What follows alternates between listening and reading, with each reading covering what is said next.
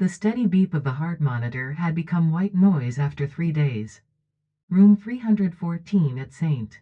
Mary's Hospital smelled like disinfectant and dying flowers. The kind of smell that clings to your clothes long after you leave.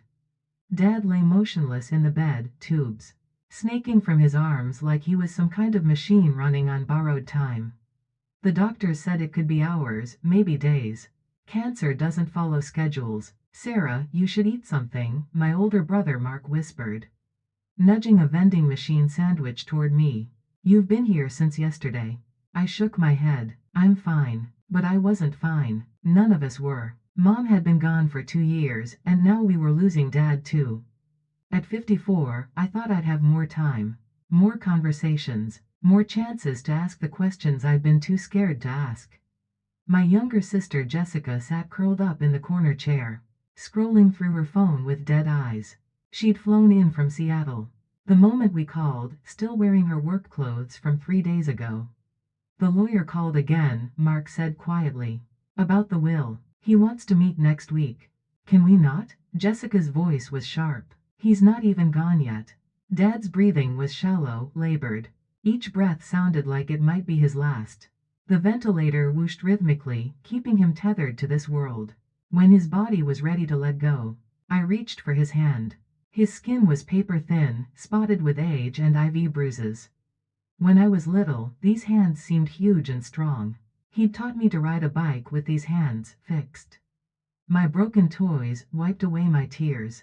Now they felt fragile, like holding a bird. Remember when he taught us to fish at Lake Morrison? Mark said suddenly, his voice thick. He was so patient, even when I kept tangling the line. He let me keep that tiny sunfish. I caught, Jessica added, a small smile breaking through her tears. Mom was furious when he brought the tank home. Mr. Bubbles, I said softly. You named him Mr. Bubbles. We sat in comfortable silence, watching Dad's chest rise and fall. The afternoon sun streamed through the blinds, casting shadows across his face. He looked peaceful, almost like he was just sleeping. That's when the lights went out. The room plunged into darkness so complete it felt like being swallowed. The only sounds were the mechanical hums of life support, and our collective intake of breath. Power outage? Mark fumbled for his phone's flashlight. The generators should kick in, Jessica said, but her voice was uncertain. Emergency lighting flickered on in the hallway, casting an eerie glow under our door. But our room stayed dark, like it had been forgotten by the world outside. That's when Dad spoke. His voice was barely a whisper, so soft I almost thought I'd imagined it. But in the darkness, every sound was amplified. Sarah, Mark, Jessica, we froze. Dad hadn't spoken in 2 days. The doctors said he probably couldn't hear us anymore. Dad? I leaned closer, my heart pounding. I need to tell you something. His voice was different, clearer somehow, like the darkness had given him strength. Mark and Jessica moved closer to the bed, and I could feel their tension in the air. Dad, save your energy, Mark said softly. No. The word came out firm, surprising us all. I've been saving my energy for 30 years. It's time. The heart monitor's beeping seemed louder in the darkness. I gripped his hand tighter. There's something about your mother, about us, that you need to know. A chill ran down my spine. That had nothing to do with the broken air conditioning. The story I told you about how we met. It wasn't true. Jessica made a small sound, somewhere between a gasp and a sob. Dad, what are you talking about? Mark's voice was strained. We didn't meet in college. We met. We met because she was married to someone else. The words hung in the air like smoke. I felt the world tilt sideways. Your mother wasn't divorced when we started dating. She was. She was running away. Running from what? I whispered, though part of me didn't want to know. From him. From her first husband. From a life that was killing her. The darkness seemed to press closer around us. Outside our room, the hospital continued its business. Nurses walking past, other families keeping their own vigils, but in here, time had stopped. She never told you because she was ashamed, because she thought you'd judge her for leaving, for breaking her vows. But Dad, Jessica's voice cracked. You always said she was the most honest person you knew. She was. That's why. That's why this secret ate at her for 40 years. My mind raced, trying to process what he was saying. Mom, the woman who returned extra change at the grocery store, who never missed church. Who taught us that honesty was the most important virtue. She'd been hiding this massive lie our entire lives? There's more, Dad continued, his breathing becoming more labored. Her first husband. He found us. Found you. What do you mean, found us? Mark's voice was barely controlled. When you were little. Sarah was maybe 5, Mark was 7, Jessica was 3. He showed up at our house one day. I remembered that house. The little blue one on Maple Street. Where we'd lived until I started middle school. I remembered feeling safe there, protected. He wanted her back. Said he'd changed. Said he'd forgiven her. And? Jessica whispered. Your mother told him to leave. Told him she'd rather die than go back to him. The heart monitor's rhythm changed slightly, becoming more irregular. But he didn't leave, did he? I already knew the answer, could feel it. In the way Dad's hand tightened around mine. He said if he couldn't have her. No one could. The darkness felt suffocating now. I wanted to turn on a light, call for a nurse. Do anything to stop this conversation. But I couldn't move. That's why we moved so suddenly. Why we changed our phone number. Why your mother always looked over her shoulder when we went out. Dad, you're scaring us, Mark said, but his voice said he was already scared. He's still out there, Dad whispered. And he knows where you live.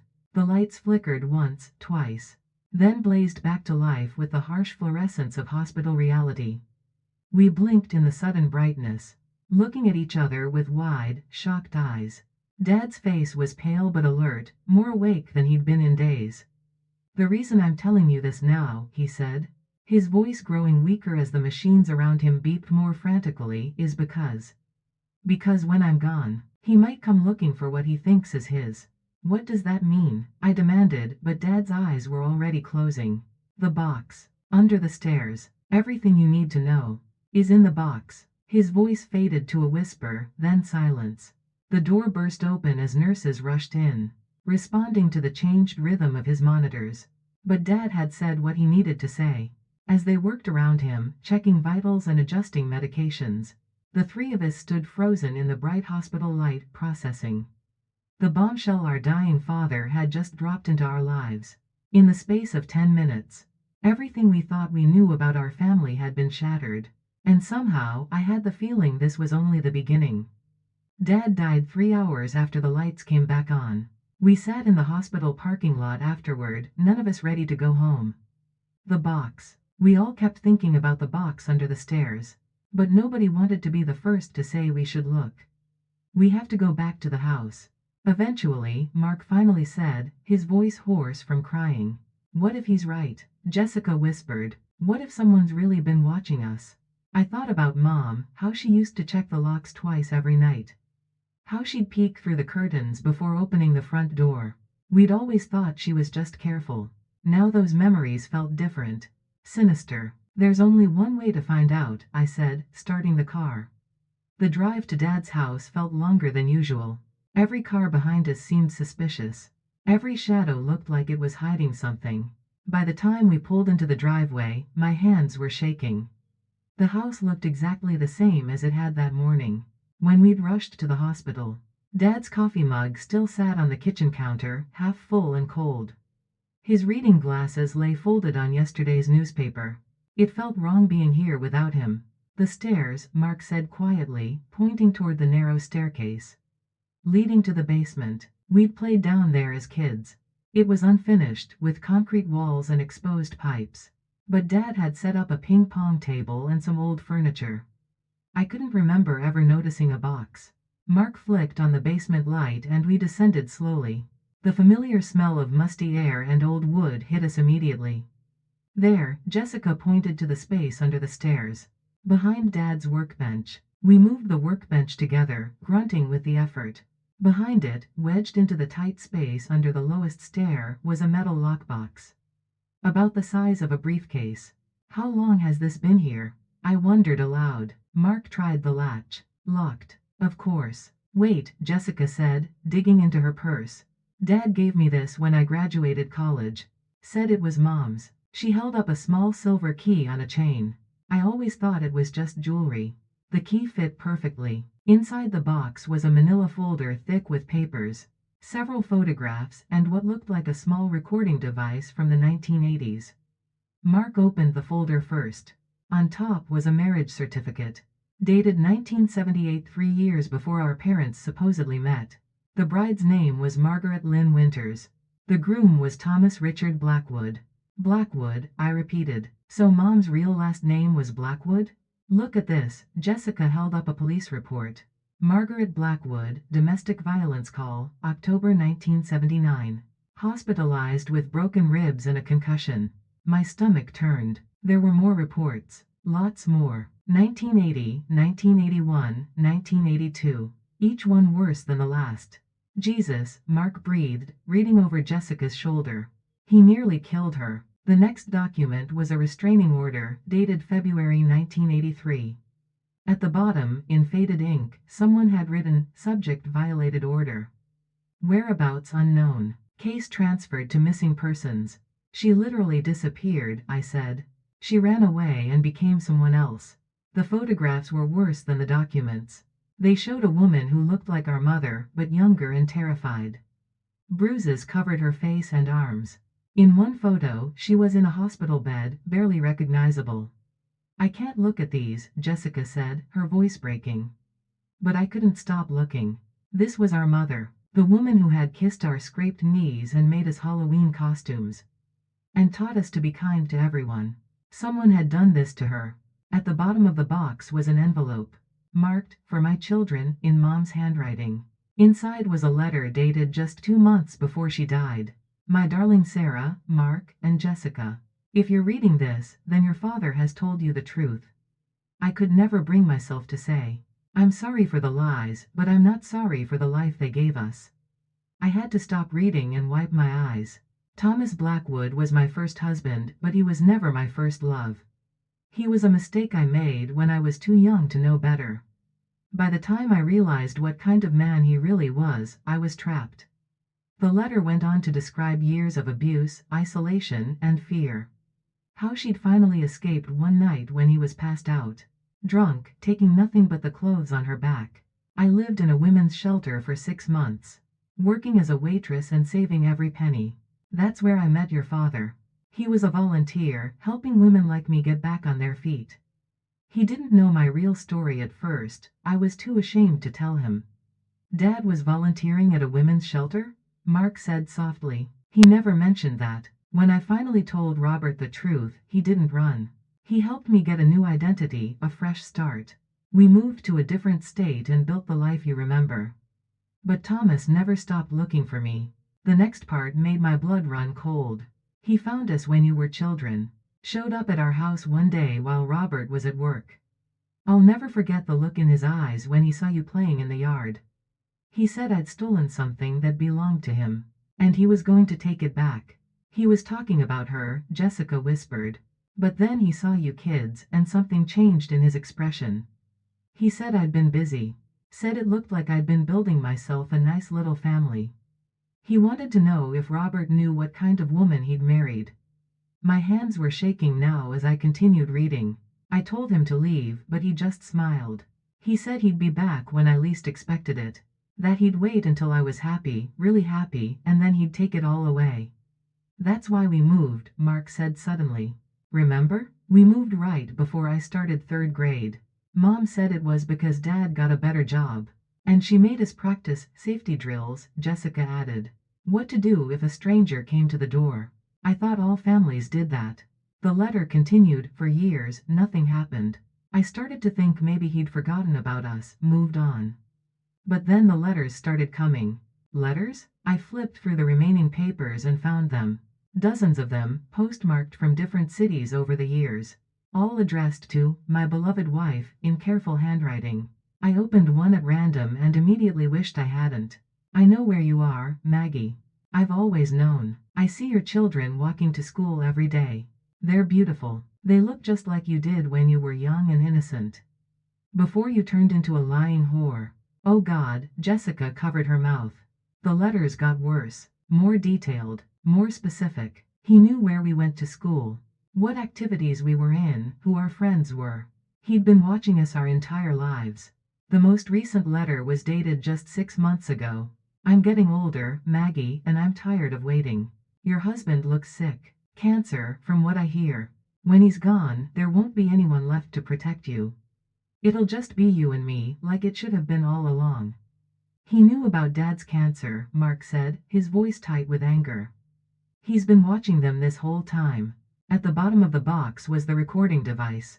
A small cassette player with a tape still inside. Jessica hit play with trembling fingers. Dad's voice filled the basement, but younger, from decades ago. Margaret, if something happens to me, if Thomas finds us. You need to take the kids and run. Don't try to be brave. Don't think you can handle him. Just run. But Robert, Mom's voice, also younger, also scared. Where would we go? I've set up accounts in different names. Clean identities for all of you. The information is in a safety deposit box.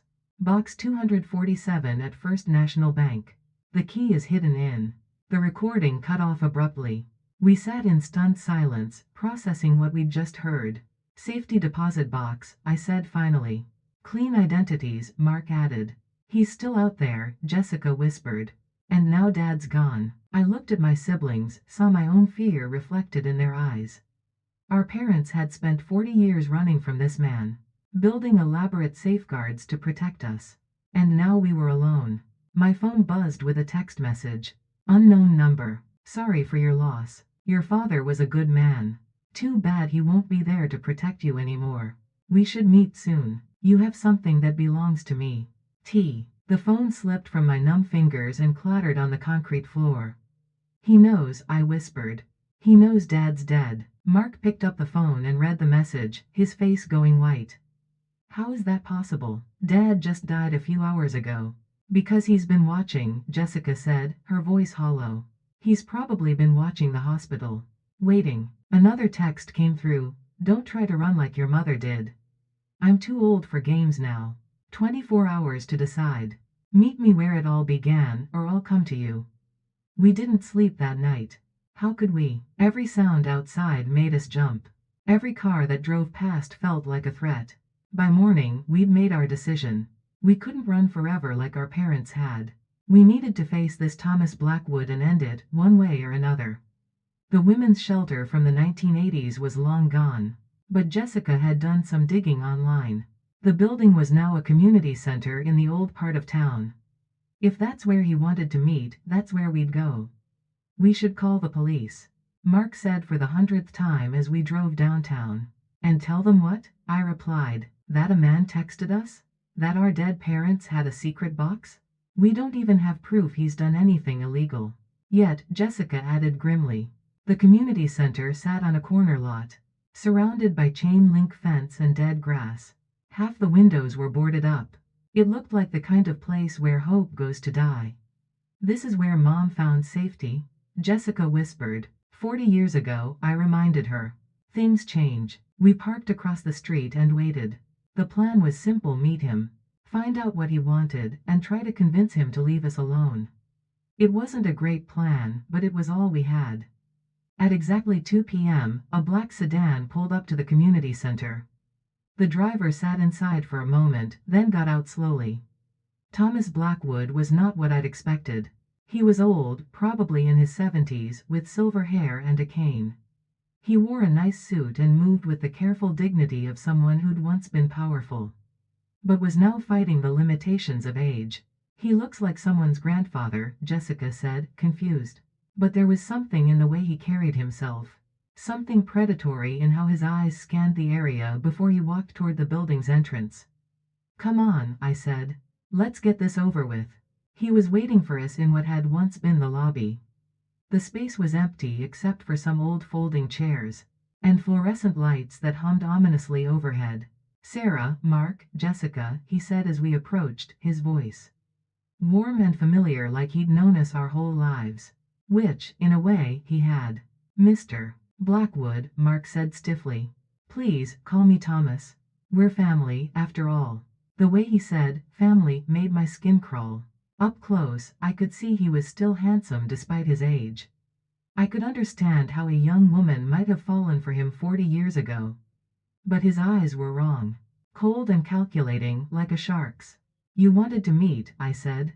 Here we are. What do you want? Thomas smiled and settled into one of the folding chairs, gesturing for us to sit as well. We remained standing. I want what's mine, he said simply. What your mother stole from me. She didn't steal anything, Jessica snapped. She escaped from an abuser. Thomas's smile didn't waver, but something dark flickered behind his eyes. Is that the story she told you? That I was the villain? He chuckled softly. Margaret always did have a gift for fiction. We saw the police reports, Mark said.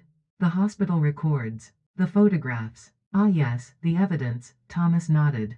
Very convincing, wasn't it? Your mother was quite thorough in building her case. What are you talking about? I demanded. Thomas reached into his jacket and pulled out a manila envelope. Perhaps it's time you saw the other side of the story. He handed me the envelope. Inside were photographs, but not like the ones we'd found in Dad's box. These showed a younger Thomas with obvious injuries. Black eyes, bandages, his arm in a sling. Your mother had quite a temper.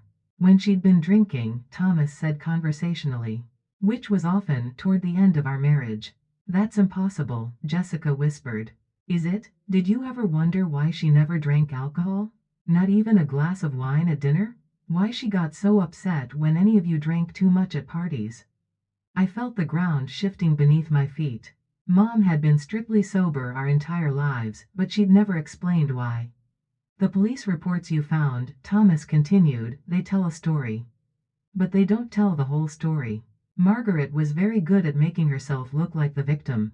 She'd provoke me, push me until I had no choice but to defend myself. Then call the police with her tears and her bruises. You're lying, Mark said, but his voice lacked conviction. Thomas pulled out more documents. Hospital records with his name on them. A restraining order he'd filed against Margaret. Character witness statements from neighbors describing her erratic behavior. I loved your mother more than life itself. Thomas said, his voice soft with what sounded like genuine emotion. But she was sick, alcoholic, violent, unstable. I tried to help her, tried to get her treatment, but she refused. Then why did she run? I asked, though I was no longer sure I wanted to hear the answer. Because she knew I was going to have her committed. I'd finally gathered enough evidence to prove she was a danger to herself and others. So she disappeared in the middle of the night, leaving me to deal with the debts, the destroyed property, the broken relationships. Thomas stood up slowly, leaning heavily on his cane. For 40 years, I've been trying to find her. Not to hurt her, but to get closure. To understand why she destroyed our marriage. And then built a new life on lies about me. What about the letters? Jessica challenged. The stalking? I wrote to her, yes. Trying to reach out, trying to explain. But I never stalked anyone. I hired private investigators to find her, but I kept my distance. I wanted to respect the family she'd built with Robert. The way he said Dad's name was gentle, respectful. Your father was a good man, Thomas continued. He didn't know the truth about Margaret when he married her. By the time he might have figured it out, you children were involved. He chose to protect you from the truth. So what do you want from us? I asked, my head spinning. Thomas's expression grew sad. I want my wife back. She's dead, Mark said flatly. I know. I was at the funeral. I stood in the back, watching from a distance. As you buried the woman I loved for 50 years. The woman who never gave me a chance to say goodbye. Tears started forming in his eyes, and I felt my certainty crumbling. But she left something behind that belongs to me. Something I gave her when we were young. And in love, before everything went wrong. He reached into his other pocket and pulled out a small jewelry box. Her wedding ring. The original one. She was wearing it the night she left. I've been hoping to get it back, to have something to remember. The good times by. We don't have any ring, Jessica said. Check again, Thomas said gently. It would be in her most private possessions. Maybe in her jewelry box, or hidden with other sentimental items. I thought about Mom's bedroom, still untouched since she died. Her jewelry box that we'd been too emotional to go through yet. If we find it, I said carefully, will you leave us alone? Thomas smiled, and for the first time, it looked genuine. My dear girl, I never wanted to bother you in the first place. I just want to say goodbye to the woman I loved, even if she couldn't love me back. He handed me a business card. When you find the ring, call me. I'll come get it and disappear from your lives forever. And if we don't find it? Mark asked. Thomas's expression grew cold again, just for a moment. Then I suppose we'll have to keep meeting until we figure out where Margaret hid all the things she took from me. The threat was subtle but unmistakable. As he walked toward the exit, he paused and looked back at us. Your mother wasn't the saint you thought she was. But that doesn't mean she didn't love you. People are complicated. Remember that. After he left, we sat in the empty lobby in stunned silence. Do you believe him? Jessica finally asked. I don't know what to believe anymore, I admitted. We need to check her jewelry box, Mark said. See if there's a ring. But as we drove back to Dad's house, I couldn't shake the feeling that finding the ring wouldn't end this. It would only be the beginning. Mom's jewelry box sat on her dresser exactly where she'd left it 2 years ago. We'd avoided going through her personal things, telling ourselves we weren't ready. Now I realized we'd been protecting ourselves from more than just grief. The box was carved wood with a ballerina that spun when you opened the lid. I remembered being fascinated by it as a child, watching the tiny dancer twirl to the tinny melody of Fur Elise. I feel like we're violating her privacy, Jessica said as I lifted the lid. She's been dead for 2 years, Jess. And after everything we've learned. Mark's voice trailed off. The jewelry inside was modest. Mom had never been one for expensive accessories. Wedding ring from Dad, some simple earrings, a pearl necklace from her mother. Nothing that looked like it came from a first marriage. But Thomas had been specific. He'd said to look in her most private possessions, in secret compartments. I ran my fingers along the inside of the box, feeling for hidden spaces. Nothing. Then I tried the bottom. There was a slight give in one corner. Mark, help me, I said, turning the box upside down. He pressed on the opposite corner while I worked at the loose spot. With a soft click, a section of the bottom popped open, revealing a hidden compartment about 2 inches deep. Inside was a small velvet ring box, faded and worn. That's it, Jessica breathed. I opened the box with trembling fingers. Inside was indeed a wedding ring, but not what I'd expected. It was simple, almost plain, with a small diamond. Definitely from decades ago when rings were more modest. But underneath the ring was a folded piece of paper. I unfolded it carefully. It was a birth certificate. Baby girl Blackwood. Born March 15, 1982. Mother Margaret Lynn Blackwood. Father Thomas Richard Blackwood. The world stopped. 1982, Mark said slowly. That's the year before Mom supposedly met Dad, I finished. Jessica grabbed the certificate from my hands. She had a baby with Thomas. A daughter. Where is she? I whispered. I turned the paper over. In Mom's handwriting, Sarah Marie, adopted through Street. Catherine's Home for Children, March 20, 1982. New parents Robert and Ellen Chen. The jewelry box slipped from my numb fingers and crashed to the floor, spilling contents everywhere. Sarah, Mark said softly, his face pale. You were born in March 1982. No. The word came out as barely a whisper. No, that's impossible. But even as I said it, I was remembering things. How I'd always looked different from Mark and Jessica. How I had Mom's exact eye color while they looked more like Dad. How my birth certificate was always misplaced when I needed it for school activities. You're not our sister, Jessica said, and then immediately looked stricken. I mean, you are, but you're. I'm their daughter, I said numbly. Thomas and Mom's biological daughter. The room was spinning. Everything I thought I knew about my identity, my family, my life, it was all a lie. My phone rang. Thomas. Hello, Sarah. His voice was different now. Warmer. More intimate. Have you found what you were looking for? You knew, I said, my voice shaking. You knew who I was this whole time. Of course I knew. You have your mother's eyes and my stubborn chin. I've been watching you grow up for 30 years. Waiting for the right moment to tell you the truth. Why now? Because your adoptive father is dead. And it's time you knew where you really came from. Time you knew that everything your mother told you about me was designed to keep you away from the truth. What truth? I demanded. That I never abused her. That she left because she was terrified of being a mother. That she abandoned you and ran away to start over. With a man who didn't know her real history. I sank onto Mom's bed, the phone pressed to my ear. While Mark and Jessica watched with horrified expressions. She didn't abandon me, I said weakly. She took me with her. Did she? Or did she give you away and then steal you back when Robert convinced her? It was the right thing to do? Thomas's words hit like physical blows. Look again in that jewelry box, Sarah. Look for the adoption papers. See how long you lived with other parents. Before Margaret suddenly decided she wanted you back. With shaking hands, I searched through the scattered contents of the jewelry box. There, mixed in with loose earrings and broken necklaces, was another folded document, adoption papers, signed and dated March 20th, 1982. Then, at the bottom, a reversal form dated August 15th, 1983. 18 months, I whispered. I lived with other parents for 18 months. The Petersons, Thomas said, somehow knowing exactly what I was reading. Good people. They loved you, wanted to keep you. But Margaret showed up one day and took you back. Said she'd made a mistake.